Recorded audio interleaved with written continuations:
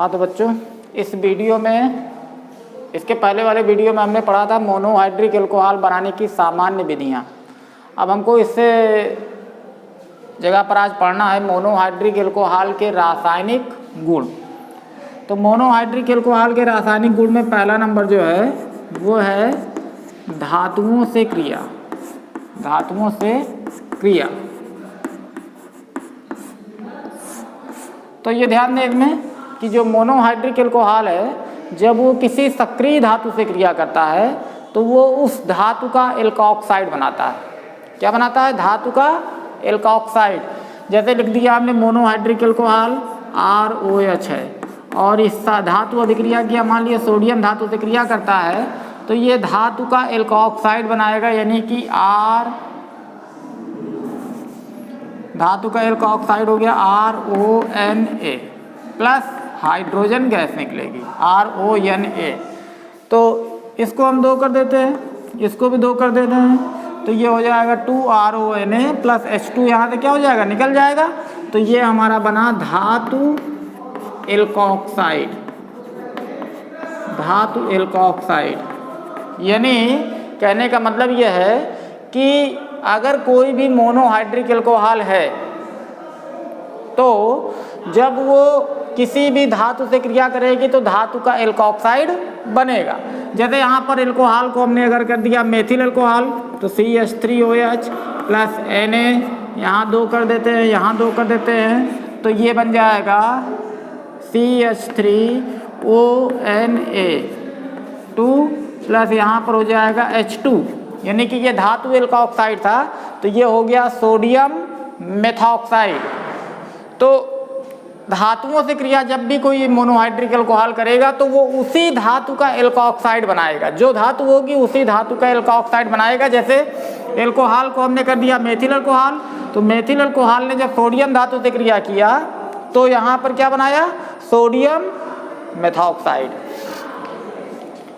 और ये जो धातु का एल्कोऑक्साइड है, धातु का एल्कोऑक्साइड जो है ये हमारा जल में विलय होता है और जल में विलय एक ये आयनिक यौगिक है। जल में विलय एक आयनिक यौगिक है और जब इसको जल में घोला जाता है तो जल में डालने पर ये अपने आयनों में क्या हो जाता है? टूट जाता है।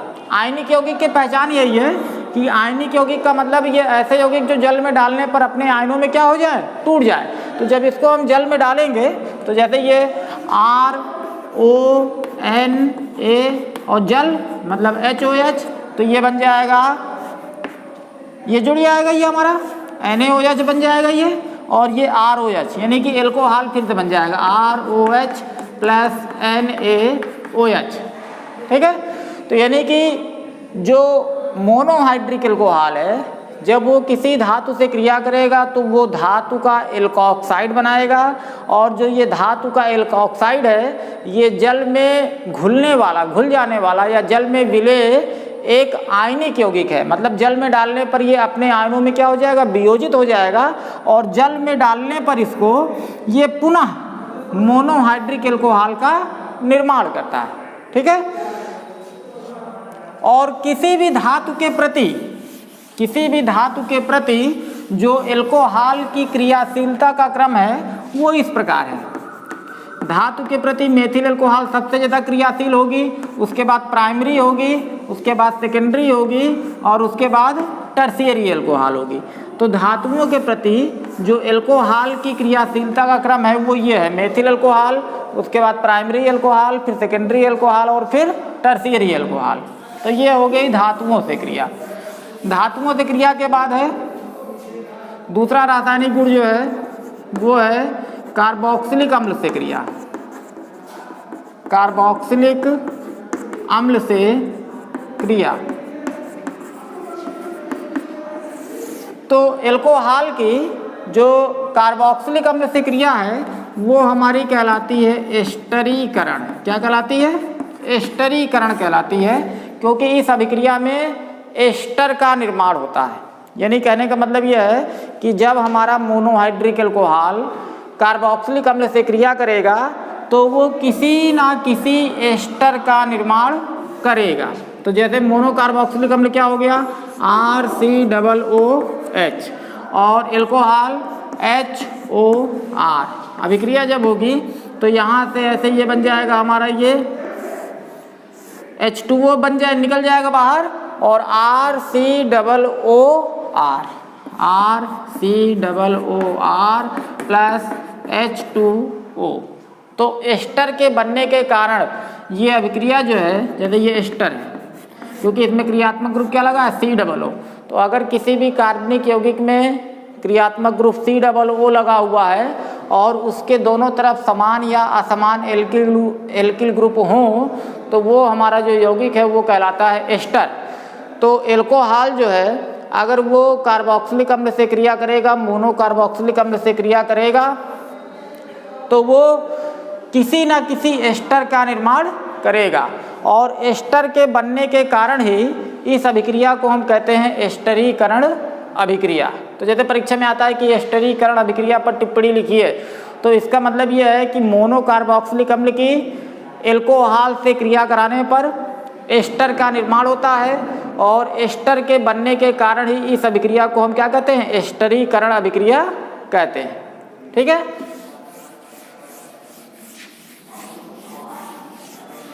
अब अगला रासायनिक गुण इसका तीसरा नंबर है अम्ल हैलाइड से क्रिया। अम्ल हैलाइड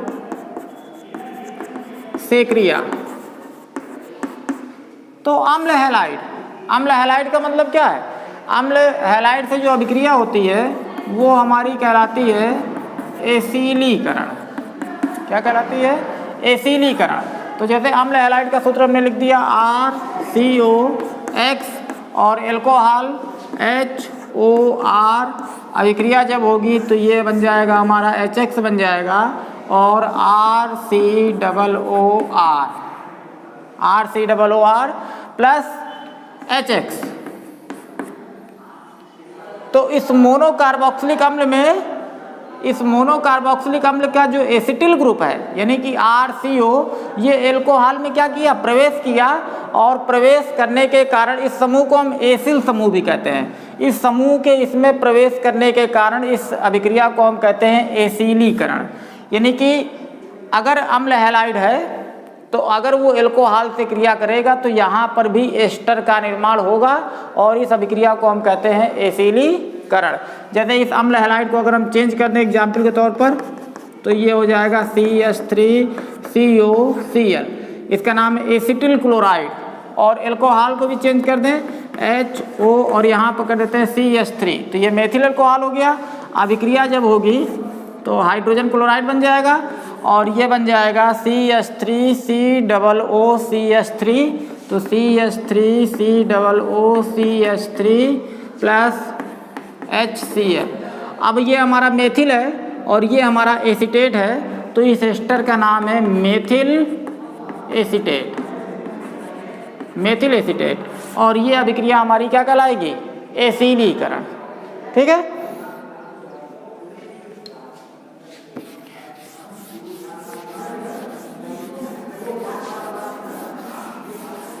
तो एसिलीकरण अभिक्रिया किसे कहते हैं? एसिलीकरण अभिक्रिया भी मैंने आपको बताया कि मोनोहाइड्रिक एल्कोहल है जब ये अम्ल हैलाइड से क्रिया करेगा तो अम्ल हैलाइड से क्रिया करके एस्टर का निर्माण करेगा और जो इसमें का एसिल समूह है RCO समूह जो है वो एल्कोहल ग्रुप में प्रवेश करेगा, एल्कोहल में प्रवेश करेगा। इसके प्रवेश करने के कारण ही इस अभिक्रिया को हम कहते हैं एसिलीकरण। तो जो ये रासायनिक गुण आप लोग को बताए गए हैं, इन रासायनिक गुणों को सभी बच्चे अपनी कापियों में लिख करके इसको अच्छे से तैयार करें।